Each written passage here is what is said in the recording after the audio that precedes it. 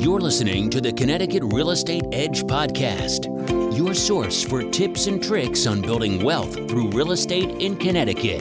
You will get the best techniques from leading local experts in real estate and lending. Now, here's your host, Robert Weinberg.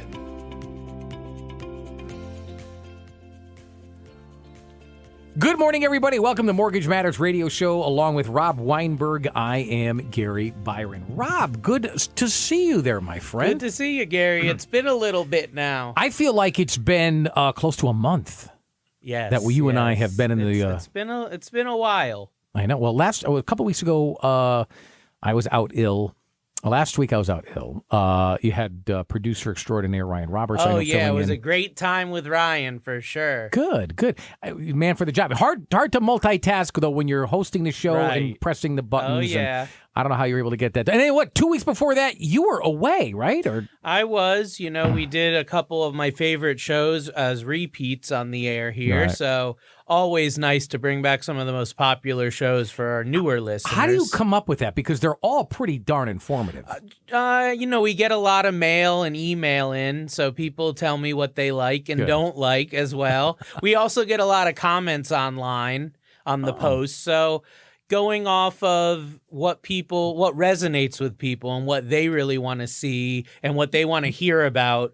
And there's just certain shows that get a ton of response and then some that don't get that much. So we definitely want to be bringing value and a lot of knowledge. So the ones that get that high energy from our listeners, those are the ones that I asterisk a little bit and say, hey, these are the ones we could bring back. But today I want to talk about something new, though, Gary. So, okay, can I just ask you one question before we move into today's show? So you actually take note of every show. You compile data in listener response and feedback. Yeah, well, also because we have the Connecticut Real Estate Edge podcast. Right, no, I know that. And the podcast platforms, we're on every single one of them, and they track downloads. So I also can go on and see what are the most downloaded shows. Okay. And those are the ones that I know people want to hear more about. Gotcha. All right, so today we can delve right into this. We're going to talk about jumpstarting your personal finances. Right. Has this been an area of concern for a lot of your clients? So what's happened is a lot of people have gotten scared lately about buying a home and refinancing and just dealing with their finances. And when I really drill down to why, it's because they don't have their personal finances in order. So I wanted to do an entire show to dive into jumpstarting your personal finances, which really lends itself to getting ready to buy a home and getting ready to move into that next phase of your financial life, investing in real estate, investing in stocks, 401ks, that sort of thing. So that's what we're going to dive into today for everyone, is jumpstarting that personal finance. All right, so let's start with this. Explain a little bit with what you mean about when you say to jumpstart your personal finances, because that seems like a really broad, statement. It is. And I toyed with different ideas for what to name it, but I felt jumpstart is what I'm trying to really portray to everyone, is almost like a car getting jump-started. It's going from nothing. It's just going along, maybe it's dead, and you get those jumper cables on, you jump that thing up, and next thing you know, it's revving out. That's what we want to really do today with your personal finances.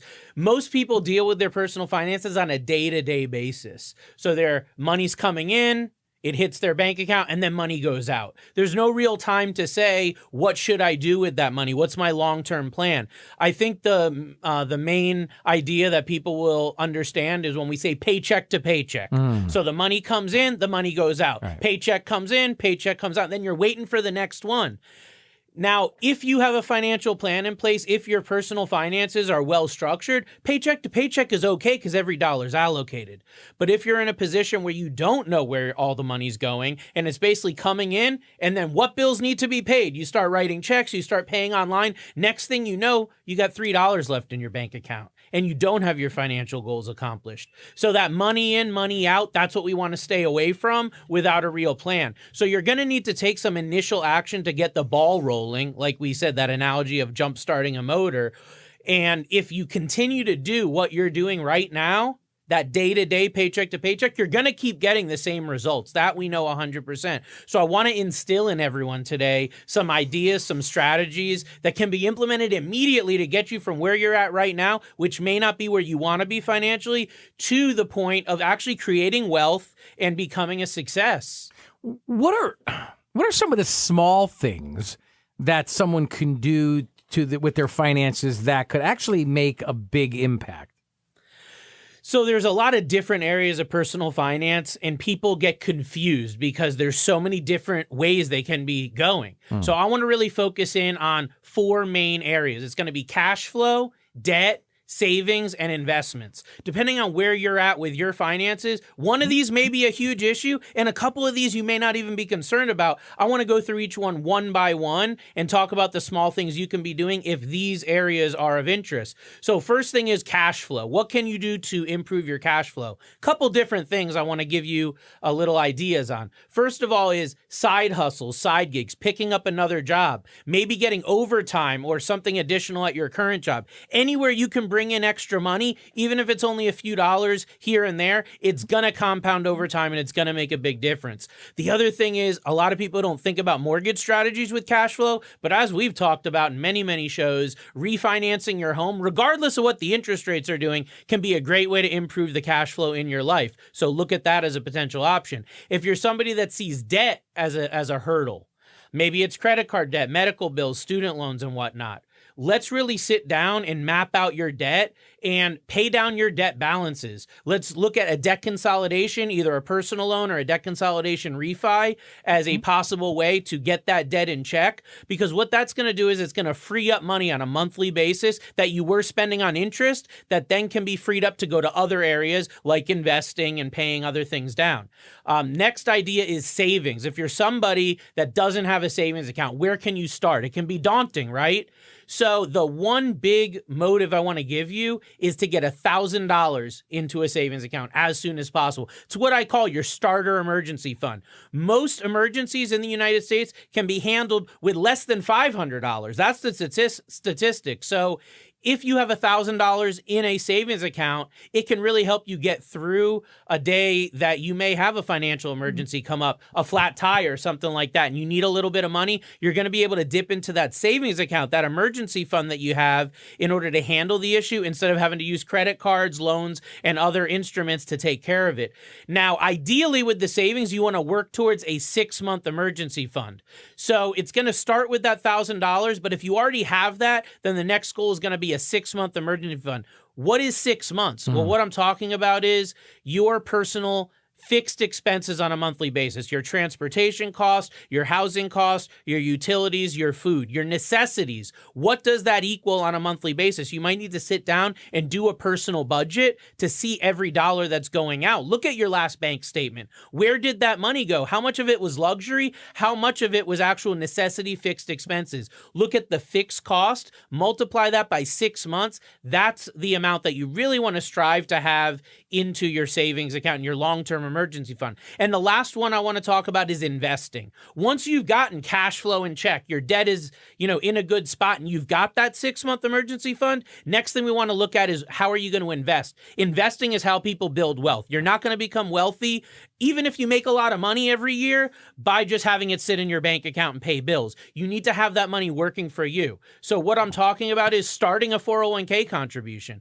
If you're not already contributing to your retirement plan, start now. I don't care if it's $100 a week. Do something, $50 a week. Just get that ball rolling and set that up. The next thing would be if you have your retirement set up, then we want to look at a taxable brokerage account. It's going to be like Fidelity, E-Trade, Vanguard, TD Ameritrade. Those companies will let you set up at no cost a brokerage account where you can buy and sell stocks, bonds, mutual funds, things like that. There is no minimum amount you can put in there. You could literally go and put $400 or $500 in there and start buying with it. That's what you want to get in the habit of, is feeling empowered with your money, investing your money, and understanding the knowledge and education behind that so you know what your money is doing for you.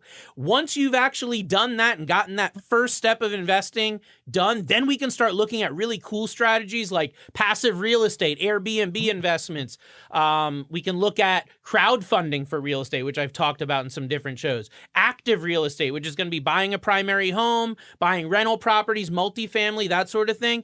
Where do you want to start with that? You want to get a plan of action together, get with a mortgage advisor, figure out what you need to do to get where you want to go. Obviously, some of this stuff is getting advanced, but you can see where I'm going. Yeah, but how do you create a wealth team? Wealth team is a commonly misunderstood item because a lot of people think I'm just going to do this myself, but you really need to have a team behind you. And when I step back and I look at my clients that have come to me that are 7, some even 8-figure net worth individuals, one commonality is they don't do it themselves. They really sit and let their advisors do the hard work and the heavy lifting for them. A wealth team is going to be comprised of a mortgage advisor, a real estate professional or real estate agent, a legal professional, somebody that has a license to practice law in different areas, and then a CPA or a tax advisor. And last but not least is a financial planner, financial advisor. Now, this isn't something you're just going to throw together in a weekend. This is going to take time, right? So when you're starting out and you've got $500 in your brokerage account, you're not going to need a full-time financial advisor for that.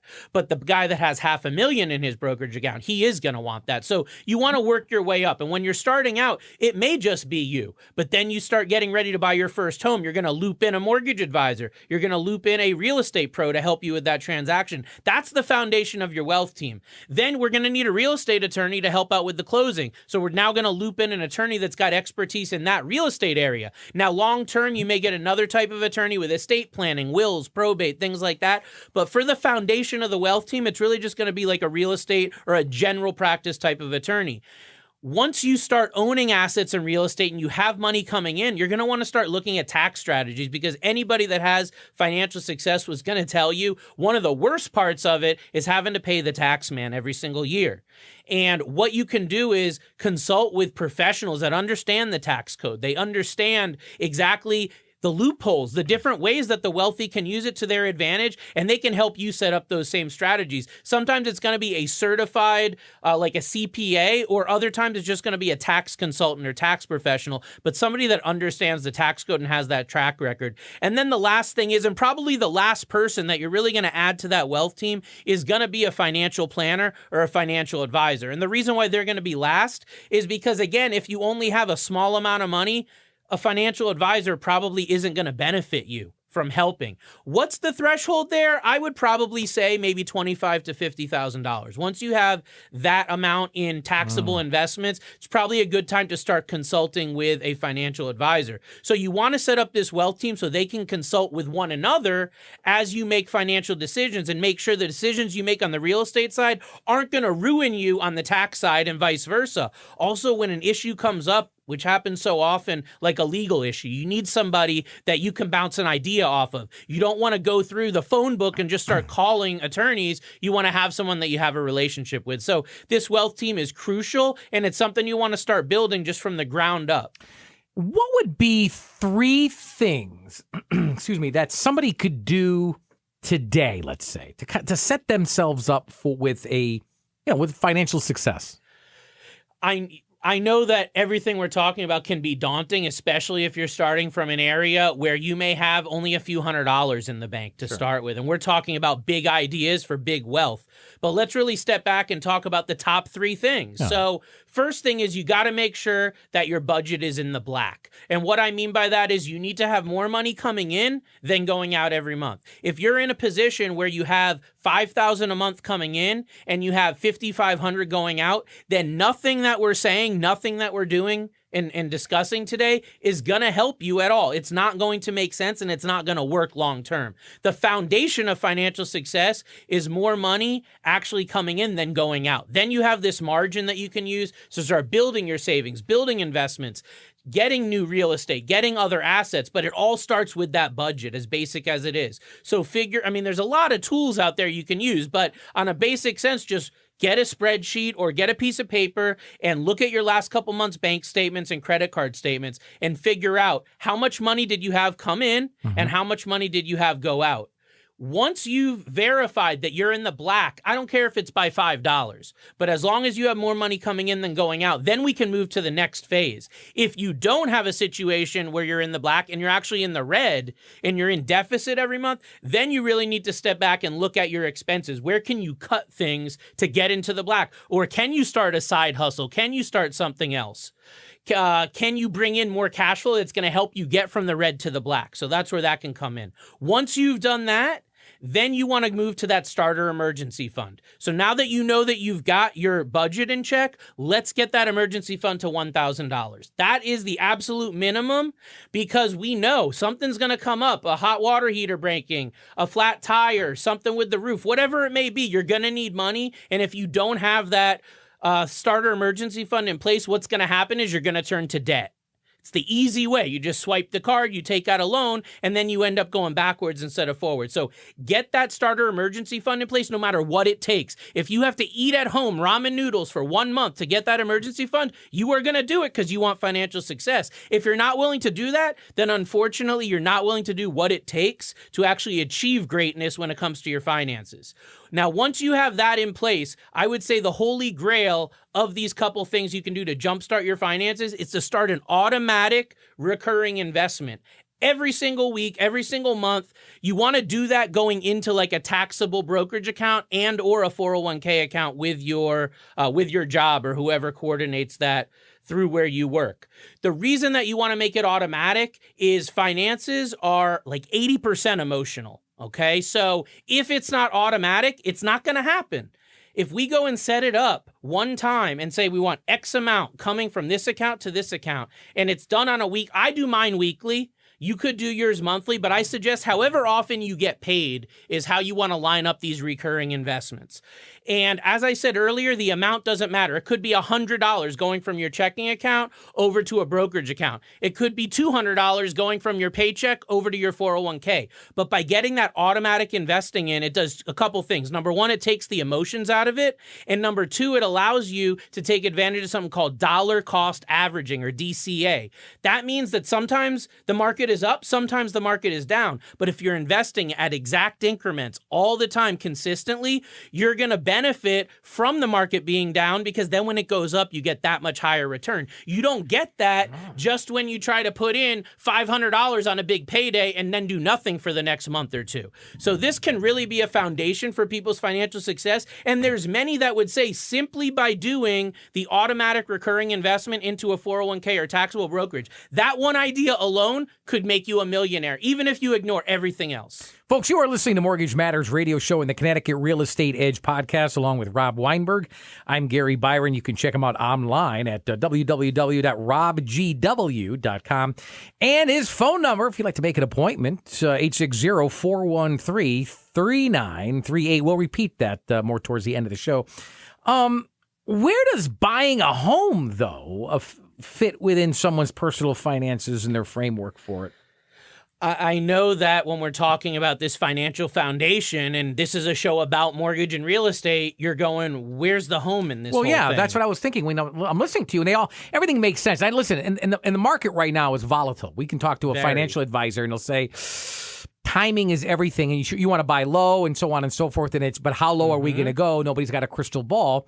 And so I'm listening to you, and a lot of this stuff makes sense. But then I'm thinking, let's interject real estate into this.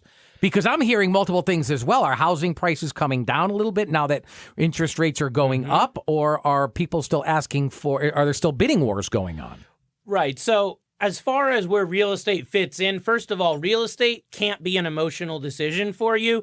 You don't want to be buying or selling real estate simply based off whether you think it's a good time to buy or a bad time to buy or sell. So what we really want to look at is where are you at in your life? And where does real estate fit into that? If you're right out of college, you don't have a family, and you don't have money saved, then buying a home at that point may not be a good idea. But if you've been cooped up in an apartment for several years, your wife's pregnant with your first child, you only have a 1-bedroom and need a 2-bedroom, it doesn't matter what the market is doing. You need to buy a home, don't you? So we can't look at, oh, the rates are too high. Oh, the home values are going to crash. That doesn't make sense to buy a home. We need to look at your personal situation and the chapter that you're at in your life, and then we can kind of create this financial plan around that. So buying a home shouldn't be the first thing. And while we're on the topic of jumpstarting personal finance, this is jumpstart from the ground up. This is taking somebody that may have a dead engine, so to speak, on their financial profile and turning that into something that's really going to go high speed down the financial highway, so to speak. So buying a home is not the first piece of that. It's not even the second piece. You need to get cash flow in place first. Any mortgage lender is going to look for how much money do you have going in versus how much money you have going out. And if that's not solved, you're not going to be able to buy a home anyway. So that's got to be the first piece of the puzzle, is getting a steady or stable employment or job situation. Then we want to start saving money, because regardless of what you may hear in the media or newspaper or billboard, you can't buy a home with no money, especially today. You do need money to put down, and the higher down payment that you're going to put, the stronger of a buyer you're going to be, the more flexibility that you're going to have as well when it comes to buying a home. So you want to get that savings piece in place as well. We talked about that $1,000 starter emergency fund. Unfortunately, $1,000 isn't going to buy you a house, but that is that foundation. So once you have that, you start building that savings account up. We want to start looking at, how much money do you need to buy a home? What should you be saving for, right? Because you need money for a down payment, but you also still need money in that emergency fund. You don't want to take money and drain that emergency fund or investment fund just to buy a home, because then you're starting again, jump starting from scratch once again. So what I suggest is that you meet with a mortgage advisor early on, as soon as you think that buying a home could be on your radar. Maybe it's even 6 months or a year out from where you're at. They're going to be able to really step back and tell you how much money you need. But Rob, let's say you're sitting down and you're talking to somebody. I mean, what do you say to someone who feels that buying their first home is so out of reach for them? Well, what I would say is that you want to get that plan in place. You can't eat an entire cake in one bite. So you really need to step back, and in this meeting with your mortgage advisor, with your real estate professional, you really need to put that plan to say, what is a realistic mortgage payment for me? What price range would that put me in? How much money do I need to save in order to get there? Because you're not going to be able to go, again, from 0 to 60 in 1 second. It's going to take that preparation. It's going to take that timeline. So first of all, you need to change your mindset and stop being negative, stop being pessimistic. You need to be positive and get around people that are where you want to be, that can give you that motivation and give you that ambition to make that action plan. So I think the biggest piece of that puzzle is picking up the phone or going online and finding that person, really that advisor when it comes to the mortgage piece, that's going to help you get that game plan together. That's going to help you put that timeline together. Even if it's going to take a while, the best time to start is right now. It's better than a month from now or a year from now. I don't care how much money you're making or what you have going on. $1 going in the right direction is getting you that much further ahead. The issue is not that we can't overcome something. It's that you don't start at the right time or early enough. So the earlier that you can start and get this plan in place, the sooner that we can actually start taking action and getting you to that goal. There's going to be volatility. There's going to be ups and downs. But if you have someone to keep you accountable, that's done this a lot, that can hold your hand, it's going to give you the confidence to get where you want to go as soon as you can.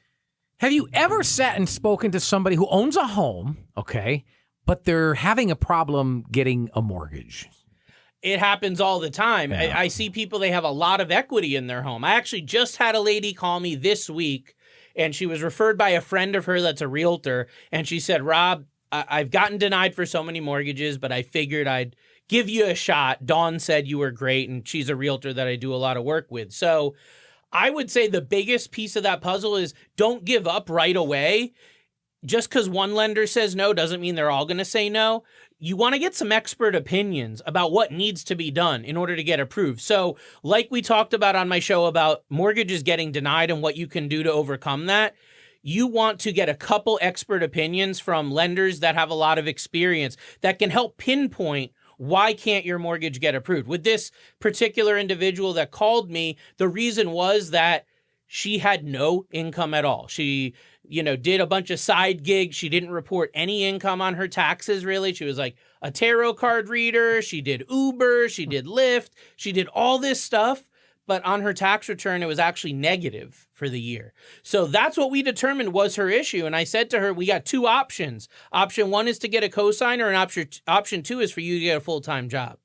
And she figured out that cosigner wasn't an option, and she's now looking for full-time jobs. Because I was able to pinpoint that as her issue of getting a mortgage. She's got tons of equity in the home, like over $250,000 of equity. She only needs about $50,000 to clean up all her debt and her vehicles. And we figured that by refinancing her home, she'd save over $1,000 a month, but she can't get at that money until she actually does something about it and fixes that problem. So in her case, it was income. In your case, it might be credit, or it might be reserves or assets or something like that. Again, there's nothing that we can do to not overcome something. So no matter what you throw at me, I can come up with a solution. The only question is going to be, how much time do you have to implement that solution? So you come up with a plan. And I've heard you say this in the past. It could be something as simple as your credit score isn't being low. Hey, listen, you can put a plan into place, and 4 or 5, maybe 6 months later, boy, they just boosted their credit score from something that they would cause them to get denied for a mortgage to something that will get them approved, right? Absolutely. And a really interesting story comes to mind real quick, because I know we're limited on time, but I had a gentleman contact me in January to refinance an investment property. I looked at his credit and determined it was way too low. Like, he was in the 500s, not going to work for an investment property. But I analyzed his credit, and I have some software I use to help me pinpoint what to do. And I told him some specific credit cards to pay down. He did that, and it didn't take 6 or 9 months. It was 60 days from when I talked to him until we re-pulled a new credit report, and his credit went from the mid-500s to the mid-600s in 60 days. And it was simply by saying, pay these couple credit cards off. He had no idea what to do or how to do it. We put that plan in play. He implemented, and then we were able to move forward. And it was before there was a dramatic increase in rates. So he saved tens of thousands of dollars just by making that phone call. 100 points in 2 months. That's incredible, Rob. This is why you are so successful in doing what you do. Folks, a couple of things. Number one, if you've got a question for Rob, not even necessarily a personal question, but a question that maybe you'd like to have answered right here on this very show, on these airwaves, let me give you this email address. I want you to email Rob at mortgagemattersradioshow@gmail.com. Again, mortgagemattersradioshow@gmail.com. Of course, if you're looking for more information on this topic or any of the other topics that we discuss on this show, simply go to his website, www.robgw.com. Again, it's robgw.com. And again, as I always say, if you want to make an appointment, and why wouldn't you, I would set up an appointment ASAP. Write this phone number down, 860-413-3938. Again, I'll say it again. I'll say it slower. Write it down. Call as soon as you can. Make the appointment. 860-413-3938. For Rob Weinberg, I'm Gary Byron. Thank you so much for listening to Mortgage Matters Radio Show and the Connecticut Real Estate Edge podcast. Until next weekend.